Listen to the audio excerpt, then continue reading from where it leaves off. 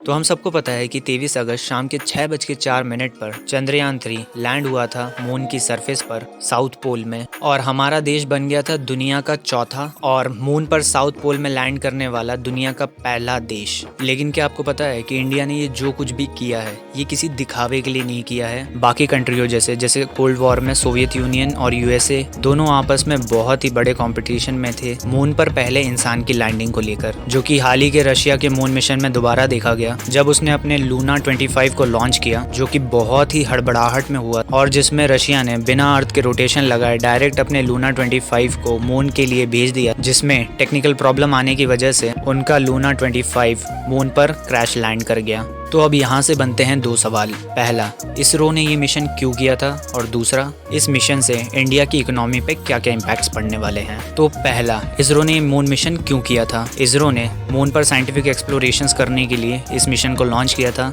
जिसमें उनका मेन मकसद था मून के साउथ पोल पर सॉफ्ट लैंडिंग करवाना और वहाँ 14 दिन का एक्सप्लोरेशन करना, डिफरेंट मटीरियल्स को जांचना और सबसे इम्पोर्टेंट ये पता लगाना कि क्या वहाँ पर वाटर आइस के फॉर्म में मौजूद है या नहीं। और इसरो की इस सक्सेसफुल मिशन के बाद ना ही सिर्फ वहाँ पर वाटर की मौजूदगी का पता चलेगा, बल्कि ये भी पता चलेगा कि मून का ओरिजिन क्या है, उसका इवोल्यूशन कैसे हुआ है और हमें कितने डिफरेंट काइंड्स ऑफ एलिमेंट्स वहाँ पर मिल सकते हैं। लेकिन दूसरा सबसे बड़ा सवाल, इसरो के इस मिशन से इंडियन इकोनॉमी पे क्या इम्पैक्ट पड़ता है। तो चंद्रयान 3 में जो टोटल कॉस्ट आई थी वो है 615 करोड़, और इसको बनाने में इसरो ने प्राइवेट प्लस गवर्नमेंट दोनों कंपनीज की अच्छी खासी हेल्प ली थी। और उन कंपनीज के नाम है Godrej Aerospace, Pixxel, Skyroot Aerospace, SatSure, Agnikul Cosmos, Hindustan Aeronautics Limited, Bharat Electronics Limited, National Aerospace Laboratories, जो कि एक गवर्नमेंट फंडेड रिसर्च और डेवलपमेंट सेंटर है एरोस्पेस टेक्नोलॉजीज के लिए। और इसरो की एक रिपोर्ट के मुताबिक चंद्रयान 3 की वजह से इंडियन इकोनॉमी में 1000 करोड़ रुपए जनरेट हुए हैं, और इसी मिशन ने इंडियन एरोस्पेस सेक्टर में अराउंड 10,000 जॉब्स क्रिएट की हैं। अब एक चीज आप यहाँ पर समझिए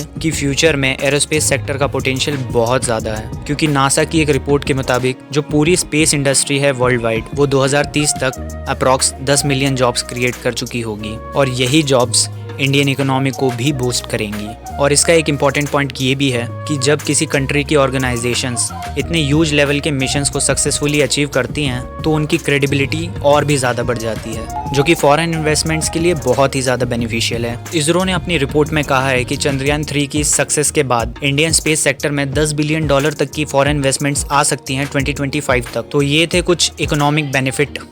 थैंक्स फॉर वॉचिंग।